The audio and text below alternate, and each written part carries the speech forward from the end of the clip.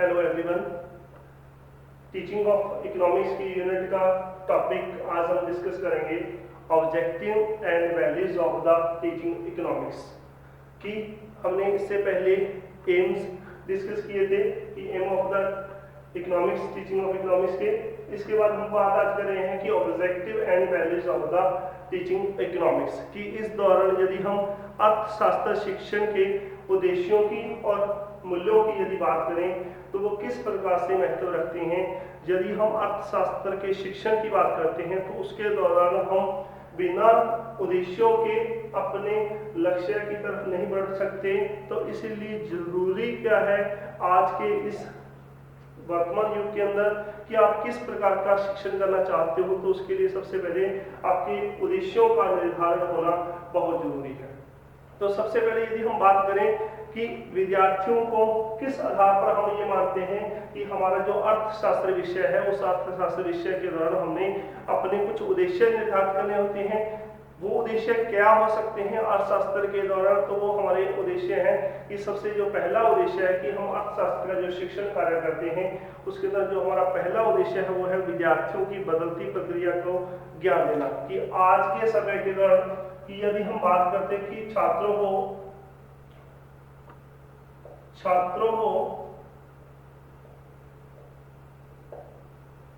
बदलती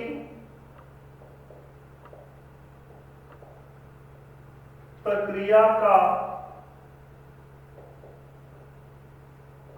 ज्ञान देना। कि आज के समय के दौरान जो प्रक्रियाएं बदल रही हैं उनके बारे में ज्ञान देना सबसे महत्वपूर्ण बात ये है कि हमारा जो अर्थशास्त्र विषय है उसके दौरान हमारी प्रक्रिया बदल रही है, समय बदल रहा है। उस बदलते हुए समय के बारे में बच्चों को ज्ञान देना सबसे पहला उद्देश्य हमारा ये है। दूसरी बात हम करते हैं कि हमारा दूसरा उद्देश्य क्या है इस शिक्षण कार्य के दौरान, अर्थशास्त्र के दौरान, कि यदि हम विद्यार्थियों को शिक्षा देना चाहते हैं तो सरकार की जो कार्यप्रणाली है उसके प्रति जागरूक करना। दूसरा हमारा उद्देश्य सरकार की कार्यप्रणाली कि जो भी हम कार्य करते हैं उसके बारे में, कार्यप्रणाली के बारे जागरूक करना।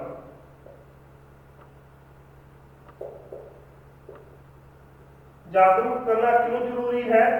क्योंकि यदि आपने विद्यार्थियों को अपने लक्ष्य की प्राप्ति के लिए, अपने उद्देश्यों की प्राप्ति के लिए यदि जो सरकार के द्वारा प्रणाली बनाई जाती है, चाहे वो हमारे अर्थशास्त्र के किसी भी प्रकार से नियम है, उन नियमों के बारे में जागरूक करना हमारे लिए जरूरी है। क्योंकि यदि आप आज अपने इस विषय को बढ़ाते हुए बच्चों को उसके बारे में जागरूक करोगे, बच्चों को ज्ञान प्रदान करोगे, तभी जाकर बच्चा भविष्य के अंदर अपनी उस शिक्षा का सुचारू रूप से प्रयोग कर सकता है। तो इसलिए आपके लिए जरूरी क्या है कि यदि हम बच्चों को अच्छी शिक्षा देंगे उसके विषय के प्रति, तभी जाकर हम आगे बढ़ावा दे सकते हैं। इसके अलावा तीसरी बात हम करते हैं कि क्यों जरूरी है, वो है कि हमारा वैज्ञानिक दृष्टिकोण, कि बच्चों का वैज्ञानिक दृष्टिकोण का विकास करना। कि बच्चों के अंदर हमें वैज्ञानिक दृष्टिकोण का विकास करना जरूरी है। हमारा अगला उद्देश्य वैज्ञानिक दृष्टिकोण का विकास करना। कि यदि विद्यार्थी अपने इस विषय के प्रति शिक्षा प्राप्त कर रहे हैं तो इसलिए उस दौरान हमें बच्चों के अंदर इस प्रकार की दृष्टिकोण का विकास करना है जिसके माध्यम से वर्तमान युग के अंदर बच्चों के अंदर जो दृष्टिकोण है वो वैज्ञानिक रूप से हो। वो क्यों? क्योंकि जब हमारी NPE national policy of education 1986 के अंदर शिक्षा को बढ़ावा देने की बात की गई थी, तो उस समय हमारे देश के जो प्रधानमंत्री थे उन्होंने ये बात कही थी कि भारत एक 21वीं शताब्दी के अंदर प्रवेश करने जा रहा है और हमारे जो भारत की एजुकेशन है वो ऐसी होनी चाहिए जिसके अंतर्गत हम आधुनिक युग के अंदर मॉडर्न भारत के रूप में 21वीं शताब्दी के अंदर प्रवेश करने का प्रयास हमारे द्वारा किया जाए। तो इसलिए विद्यार्थियों को हमें अधिक से अधिक वैज्ञानिक दृष्टिकोण का विकास करने का प्रयास हमारे द्वारा किया जाना चाहिए।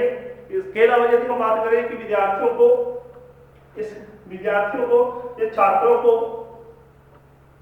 छात्रों को भविष्य के बारे में, छात्रों को भविष्य बारे प्रोत्साहित करना।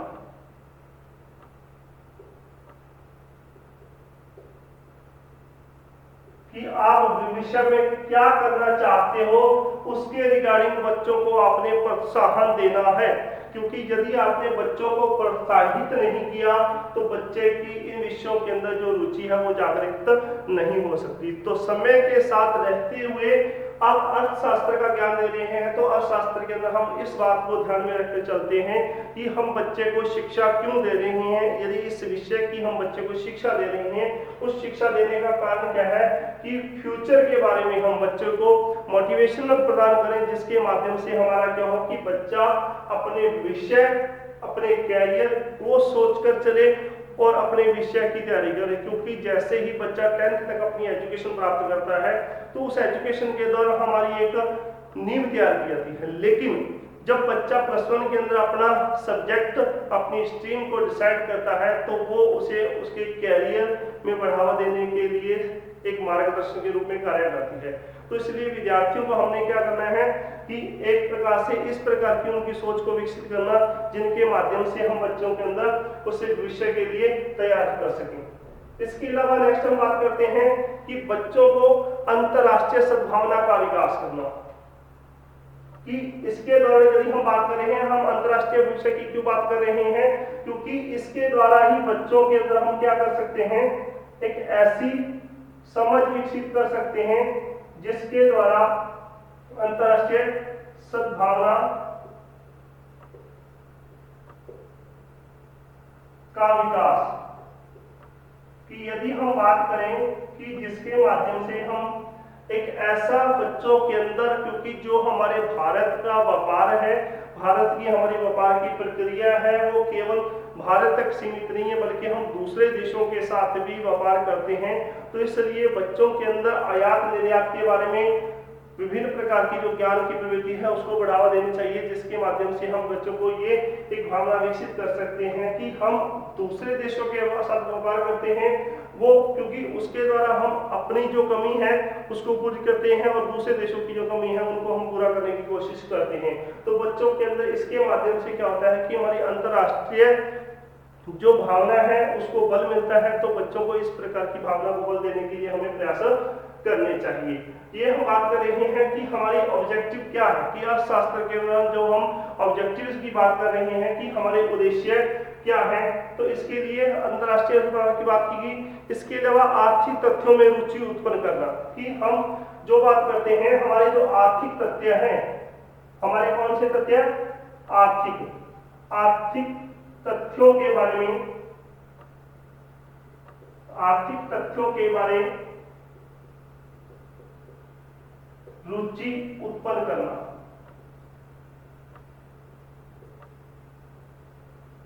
रुचि उत्पन्न करना क्यों जरूरी है, क्योंकि जब तक बच्चों के अंदर इस प्रकार की रुचि, आर्थिक तथ्यों के बारे में रुचि उत्पन्न नहीं होगी तब तक विषय के अंदर बच्चे अपने फैमिली के सर्कमस्टेंसेस को ध्यान में रखते हुए, साथ ही अपने बिजनेस को ध्यान में रखते हुए उनके पास जब तक आर्थिक डाटा कलेक्ट नहीं होगा तब तक उनकी रुचि है वो उत्पन्न नहीं होगी। तो इसलिए हमारे लिए जरूरी क्या है कि हम उन बच्चों की जो आर्थिकता है उसके बारे में बढ़ावा देने का प्रयास करना चाहिए। तो ये इसी आधार पर हम मानते हैं कि हमारा जो अर्थशास्त्र का उद्देश्य है, शिक्षा देने का विषय जो है, उसके माध्यम से ही हम क्या कर सकते हैं कि बच्चे को इस प्रकार की जानकारी, इस प्रकार का जो ज्ञान है वो बच्चों को हम आसानी के साथ दे सकते हैं। इसके अलावा विद्यार्थियों को 7.12 छात्रों को पारिवारिक, छात्रों को पारिवारिक बजट के बारे में, कि जो हम जिस परिवार के अंदर रहते हैं उसको छात्रों को पारिवारिक बजट के बारे में जानकारी देना क्यों जरूरी है, क्योंकि इसके माध्यम से हम क्या करते हैं, पारिवारिक बजट के महत्व के बारे में, कि आप जिस परिवार के अंदर रहते हो उस परिवार के को चलाने के लिए आपके पास किस प्रकार का बजट होना चाहिए, ये आपके लिए जरूरी है, बच्चे को इसके बारे में जानकारी होना बहुत जरूरी है, क्योंकि जब तक आप लोग इसके संबंधी जानकारी नहीं दोगे तब तक हम बच्चा क्योंकि जो परिवार है वो एक छोटी स्टेज से, वो छोटी स्टेज क्यों है, क्योंकि यहीं से जब तक बच्चे को उसके बजट की महत्वता के बारे में समझ आएगा, आगे वो जो बिजनेस करेगा उसको बिजनेस के अंदर उसको कितना इन्वेस्टमेंट करना है, उसका प्रॉफिट कैसे लेना है, कितने समय में प्रॉफिट हमारा इंक्रीज होगा, तभी जाकर वो आगे नेक्स्ट स्टेप बढ़ सकता है। तो उसके लिए सबसे पहले छात्र को उसके पारिवारिक बजट के बारे में, ये आपके परिवार की मंथली इनकम क्या है, उसके साथ साथ आपका परिवार का मंथली खर्च क्या है, तो उस बजट को डिसाइड करना होगा, उसके इंपॉर्टेंस के बारे में बच्चों को जानकारी जो है वो होनी चाहिए, तभी जाकर हम बच्चे को आगे बढ़ावा दे सकते हैं। इसके अलावा बच्चे को आर्थिक समस्याओं की जानकारी देना, आर्थिक समस्याओं क्यों जरूरी है, आर्थिक समस्याओं के बारे में जानकारी देना इसलिए जरूरी है, समस्या के बारे जानकारी इसलिए जानकारी देना क्यों जरूरी है, क्योंकि यदि आप जिस परिवार के अंदर रह रहे हो उस परिवार के अंदर आपके बजट जो था उसके बारे में मैं तो बता दिया, लेकिन उस बजट के दौरान आपको देखते हुए परिवार को चलाने के लिए आपके पास जो आपके इकोनॉमिकली रिसोर्सेज हैं वो कम पड़ रहे हैं, आप अपने परिवार की जो आय है वो बढ़ा नहीं सकते, आपके सामने परिवार का गुजारा करना आपके लिए एक समस्या खड़ी है। नंबर एक। नंबर दो, दूसरी बात, आप अपना बिजनेस शुरू कर चुके हो, उसके अंदर इन्वेस्टमेंट कर चुके हो, लेकिन इन्वेस्टमेंट करने के बाद आपके सामने इस प्रकार की स्थिति उत्पन्न हो गई है कि आपका बिजनेस लो हो रहा है, तो उसके लिए आपको आर्थिक समस्या उत्पन्न होगी, उसको आपने कैसे सोल्यूशन करना है, वो उस आर्थिक समस्या को कैसे सुलझाना है, इसके बारे में बच्चों को जानकारी देना हमारे लिए अर्थशास्त्र के माध्यम से एक प्रकार का उद्देश्य माना जाता है। इसके अलावा यदि हम बात करें कि विद्यार्थी को उच्च शिक्षा हेतु तैयार करना, उच्च शिक्षा हेतु छात्रों को उच्च शिक्षा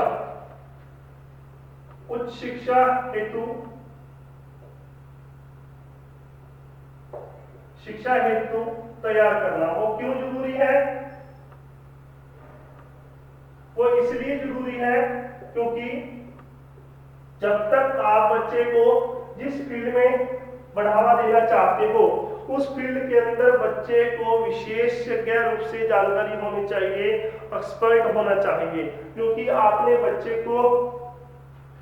ग्रेजुएशन की शिक्षा दे दी और बच्चा जिस विषय की तरफ मास्टर डिग्री की तरफ बढ़ना चाहता है, हायर एजुकेशन करना चाहता है, उसके अंदर वो पीएचडी करना चाहता है स्पेशल किसी सब्जेक्ट के अंदर, तो उसके लिए बढ़ावा देना चाहिए, क्योंकि यदि आपने बच्चे को 10th के बाद की हमारी +1 की जो शिक्षा है उसके अंदर बच्चे का रुचि उत्पन्न होगी, तो बच्चा सेम सब्जेक्ट के अंदर अपना मास्टर डिग्री, उसके अंदर एमफिल या उस सब्जेक्ट के अंदर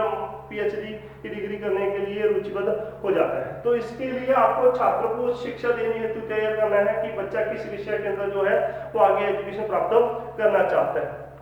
कि हमारी देश की आर्थिक परिस्थितियों के बारे में, देश की आर्थिक स्थितियों के बारे में, क्यों, क्योंकि देश की आर्थिक स्थिति के बारे में जानकारी देना क्यों जरूरी है, वो इसलिए जरूरी है ताकि इसके माध्यम से आर्थिक स्थिति की जानकारी देना क्यों जरूरी है, वो इस आधार पर क्योंकि जब तक आप अपने एक परिवार की बात कर रहे थे, परिवार के बजट की बात की जा रही थी यहाँ पर हमारे अर्थशास्त्र के उद्देश्य के दौरान, यदि जितना आपके लिए आपका परिवार का बजट मेंटेन रखना जरूरी है, उसी प्रकार से देश की अंदर देश के आर्थिक बजट को मेंटेन रखना भी जरूरी है। देश के अंदर हमारी संसद के अंदर वित्त मंत्री के द्वारा हर साल एक बजट पेश किया जाता है, वो बजट घाटे का बजट है या मुनाफे का बजट है, इस दौरान हमें विशेष रूप से उस बात को ध्यान में रखा जाता है। तो इसलिए हमारे लिए जरूरी क्या है कि विद्यार्थी को अर्थशास्त्र विषय के दौरान हमारा उद्देश्य क्या है कि देश की आर्थिक स्थिति के बारे में जानकारी दें, आर्थिक स्थिति के बारे से अवगत कराएं, ताकि भविष्य के अंदर उसे इस बात की जानकारी हो कि यदि वो जिस देश का नागरिक है उस देश का जो इकोनॉमिकली स्टेटस है वो क्या है, तो ये जानकारी हमारे लिए उतनी महत्वपूर्ण रूप से मानी जाती है। तो ये हमारे उद्देश्य थे जिसके माध्यम से हम अर्थशास्त्र की बच्चों को जानकारी या शिक्षा देने का प्रयास करते हैं। इसके अलावा दूसरा हमारा इसके साथ जुड़ा हुआ टॉपिक क्या है कि हमारा वैल्यूज, कि हमारे अर्थशास्त्र विषय के दौरान कि इसकी वैल्यूज क्या है, कि मूल्य क्या है, कि किस मूल्यों के आधार पर हमें जो अर्थशास्त्र विषय है उसकी शिक्षा देने का प्रयास करना चाहिए। अब मूल्य वैल्यूज क्या है हमारी, वैल्यूज के दौरान यदि हम देखें वैल्यूज, अब वैल्यूज हमारी क्या है, क्यों हमें अर्थशास्त्र जो विषय है, पहले हमने ऑब्जेक्टिव के बारे में किया कि अर्थशास्त्र विषय के दौरान हमारे क्या उद्देश्य निर्धारित हैं जिसके आधार पर हम बच्चों को शिक्षा देने का प्रयास करते हैं। लेकिन दूसरी हमारी बात है वह है कि वैल्यूज की, वैल्यू ऑफ टीचिंग इकोनॉमिक्स की, अर्थशास्त्र का शिक्षण का जो हमारा विषय है उसके दौरान हम किस मूल्यों के आधार पर इस प्रकार की शिक्षा देने का प्रयास करते हैं। तो सबसे पहला हमारा पॉइंट है कि ज्ञान संरचना। अब ज्ञान संरचना की यदि बात की जाए तो किस आधार पर हम मानते हैं कि बच्चे को जो अर्थशास्त्र विषय है उसकी जानकारी देना जरूरी है, वो इस आधार पर क्योंकि जब तक आप किसी भी विषय की बच्चे को जानकारी नहीं देंगे, आपके पास नॉलेज होगी तो आप आगे बढ़ सकते हैं। जैसे एक छोटे से एग्जांपल के रूप में किसी कक्ष के अंदर यदि हम बात करें किसी क्लासरूम की, उस क्लासरूम के अंदर क्या किया जाता है, एक अध्यापक के द्वारा किसी भी टॉपिक, किसी भी सब्जेक्ट की आपको नॉलेज दी जाती है, आपको ज्ञान दिया जाता है। क्लियर? इस कक्ष के अंदर टीचर ने आपको आपके टॉपिक के बारे में, आपके सब्जेक्ट के बारे में ज्ञान दिया। दूसरा स्टेप, टीचर की रिस्पॉन्सिबिलिटी खत्म हो गई। दूसरा हमारा स्टेप कि विद्यार्थी के द्वारा उसको ग्रहण करना, उसका बोध करना, बोध ग्रहण करना, बोध करना, उसको समझना, उसको अंडरस्टैंड करना। टीचर ने ज्ञान दिया, विद्यार्थी ने उसको समझा, बोध किया। अब बात यहां पर क्या आती है कि कक्ष के अंदर आपके 50 विद्यार्थी हैं। अब 50 विद्यार्थियों में क्या होता है कि कुछ विद्यार्थी 10 ऐसे होते हैं जिनकी जो परसेंटेज होती है वो 80% नियर अबाउट आती है। कुछ विद्यार्थी फर्स्ट डिवीजन के साथ 60% मार्क्स के साथ पास होते हैं और कुछ विद्यार्थी पास मार्क लेते हैं। दोनों के अंदर डिफरेंसेस क्या है तीनों के अंदर, कि जिन विद्यार्थियों ने टीचर के द्वारा पढ़ाए गए विषय, पढ़ाए गए उपविषय का ज्ञान आसानी के साथ अर्जित किया, अच्छी तरह अर्जित किया, उसको समझा, उन्होंने इंप्लीमेंट किया। तीसरा हमारा स्टेप इसके अंदर आता है कि क्रिया रूप देना। क्रिया रूप देना कैसे, कि क्रिया रूप इंप्लीमेंट करना, क्रिया रूप देना, इंप्लीमेंट करना। टीचर ने समझाया, विद्यार्थी ने समझा और विद्यार्थी ने जब एग्जाम दिया उसको इंप्लीमेंट किया। इन तीनों स्टेप के माध्यम से क्या बात हो रही है कि आप जिस विषय का ज्ञान देने की बात कर रहे हैं, हम अर्थशास्त्र विषय की बात कर रहे हैं, तो अर्थशास्त्र विषय के विषय से रिलेटेड बच्चे को उसके ज्ञान देना, हमारी ज्ञान की संरचना देना क्यों जरूरी है, क्योंकि ज्ञान के माध्यम से ही बच्चा समझता है और उसको इंप्लीमेंट करने का प्रयास करता है। जो नहीं समझते एवरेज में रहते हैं, जो बिल्कुल नहीं समझते वो बिल्कुल पास मार्किंग पर आ जाते हैं और कुछ उस क्लियर भी नहीं कर पाते। तो इसलिए टीचर के द्वारा ज्ञान दिया जाता है, बच्चे के द्वारा समझा जाता है और उसके बाद इंप्लीमेंट किया जाता है। क्लियर? इसके अलावा हमारा जो दूसरा स्टेप आता है कि हम किस आधार पर इस अर्थशास्त्र विषय की जो वैल्यूज है वो मानते हैं, वो किस समस्या समाधान योग्यता का विकास करना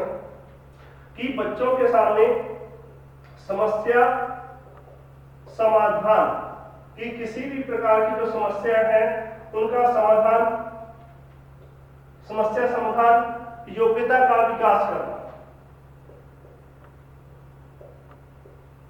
योग्यता का विकास वो क्यों जरूरी है, वो इसीलिए जरूरी माना जाता है कि जिसके आधार पर बच्चे के अंदर इस प्रकार की योग्यता होनी चाहिए कि बच्चे के सामने किसी भी प्रकार की आर्थिकता को लेकर समस्या आ गई। क्योंकि आपने देखा होगा कि जो विद्यार्थी कंप्यूटर फील्ड में रुचि रखता है वो कंप्यूटर के अंदर एक्सपर्ट बनने की प्रयास करता है। एक अकाउंट के अंदर रुचि रखने वाला बच्चा अकाउंट के अंदर रुचि रखता है और उस विषय के अंदर अपना स्पेशलाइजेशन प्राप्त करने का प्रयास करता है। उसी प्रकार से यदि आप अर्थशास्त्र विषय का ज्ञान अर्जित करते हैं तो आपके अंदर, बच्चों के अंदर, विद्यार्थियों के अंदर इस प्रकार की योग्यता का विकास हो जाना चाहिए कि जिसके माध्यम से हम क्या कर सकते हो कि अपना एक किसी भी प्रकार की जो समस्या आपके सामने आती है, आप उस समस्या का समाधान आसानी के साथ कर सकते हो। तो विद्यार्थियों के अंदर आपकी क्या कि इस प्रकार की योग्यता विकसित कर देना, जिसको हम कहते हैं कि आप बच्चे के अंदर इस प्रकार की स्किल डेवलप कर दें या बच्चे की ऐसी हैबिट बना दें जिसके माध्यम से बच्चों को इस प्रकार की जो समस्याएं हैं आर्थिकता के साथ जुड़ी हुई उनका वो समाधान कर सकते हो। इसके अलावा नेक्स्ट हमारा पॉइंट है वैल्यूज, उचित सूझबूझ कि विद्यार्थी के अंदर इस प्रकार की समझ विकसित हो जाना कि जिसके माध्यम से वो सही गलत की पहचान कर सके। उचित सूझबूझ का विकास करना कि जो विद्यार्थी इस प्रकार की शिक्षा ग्रहण कर रहे हैं तो उन विद्यार्थियों के अंदर इस प्रकार की समझ विकसित हो जाए, क्योंकि आज डिपेंड ऑन यू कि विद्यार्थी के ऊपर डिपेंड करता है कि वो किसी भी वस्तु, किसी भी विषय का ज्ञान किस रूप में समझने का प्रयास करता है। क्योंकि यदि हम एक छोटा सा एग्जांपल लें कि हमारे पास छोटा सा गिलास है, उस गिलास के अंदर हमारे पास कुछ पानी है और कुछ विद्यार्थी कहते हैं कि गिलास आधा भरा हुआ, और कुछ विद्यार्थी मानते हैं कि गिलास आधा खाली है। दोनों की समझ के अंदर क्या है कि हम कुछ उसकी नेगेटिवता को देख रहे हैं और कुछ उस गिलास की पॉजिटिवता को विद्यार्थियों के द्वारा देखा जा रहा है। तो इस आधार पर हमें इस प्रकार की बच्चों के अंदर समझ विकसित करनी है कि जिसके माध्यम से विद्यार्थी आसानी के साथ उसको समझ सकते हो। इसके अलावा सहयोग में प्रशिक्षण प्रदान करना कि हमारा किस प्रकार का सहयोग में, कि बच्चों का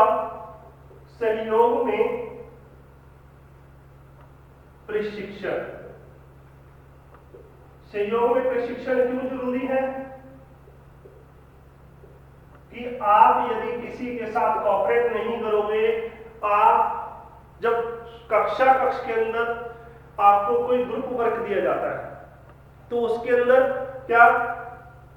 एक टीम बना दी जाती है और टीम के अंदर आप काम करने का प्रयास करते हो, जिसके अंदर आपके अंदर इस प्रकार की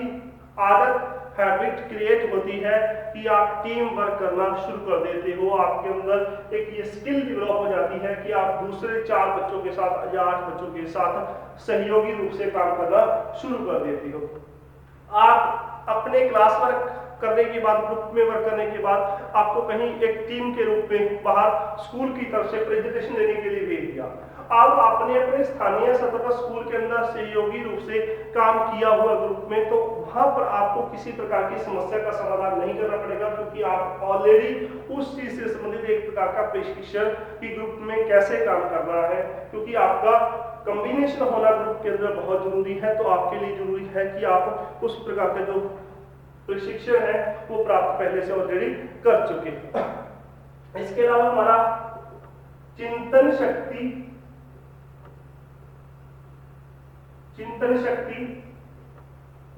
और हमारा तर्क शक्ति का विकास। तर्क शक्ति का विकास क्यों जरूरी है? क्योंकि इसके अंदर हम देखते हैं कि बच्चे के अंदर चिंतन करना, क्योंकि आप जब भी जिस भी सब्जेक्ट के अंदर जितना अधिक चिंतन करोगे,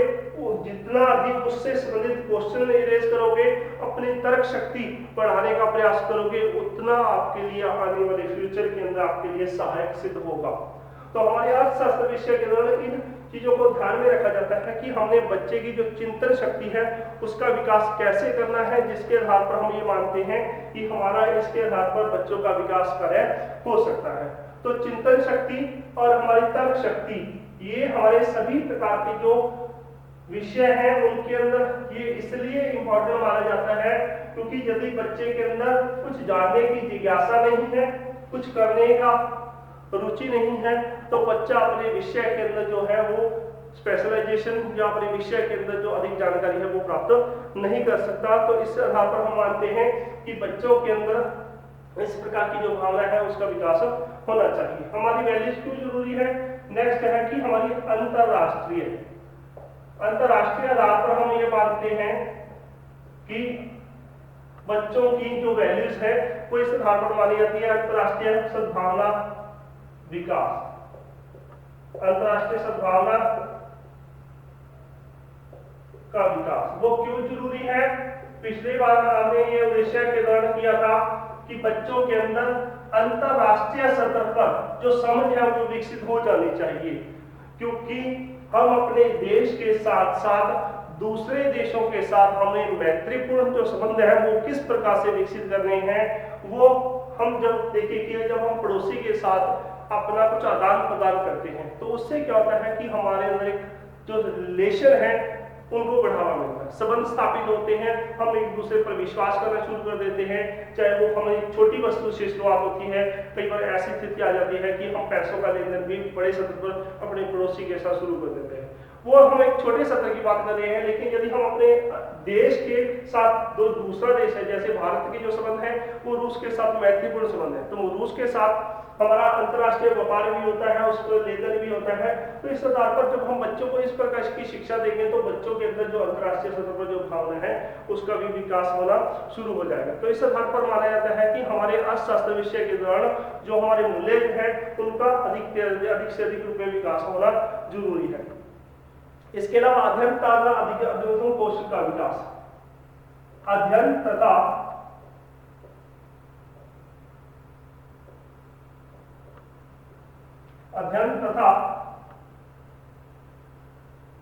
अधिगम कौशल का विकास। अधिगम कौशल का विकास क्यों जरूरी? अधिगम कौशल का विकास क्यों जरूरी है? क्योंकि आप जिस चीज के बारे में बच्चों को जानकारी दे रहे हैं, किसी भी सब्जेक्ट किसी भी विषय का अध्ययन करना, उसकी स्टडी करना और अधिगम उसके बारे में पूर्ण रूप से सीख लेना। क्योंकि कुछ चीजें होती हैं हम सिद्धांतिक रूप से अध्ययन करते हैं और कुछ चीजें ऐसी होती हैं कि हम प्रैक्टिकली रूप से उनका सीखने का प्रयास हमारे द्वारा किया जाता है। तो इस आधार पर हम मानते हैं कि बच्चों के अंदर इस प्रकार की जो कौशल है उनका विकास कर रहे हैं। इसके अलावा हमारा नेक्स्ट पॉइंट है कि हमारा उपयोगी नागरिक बनाने में सहायक। उपयोगी नागरिक क्यों? नागरिक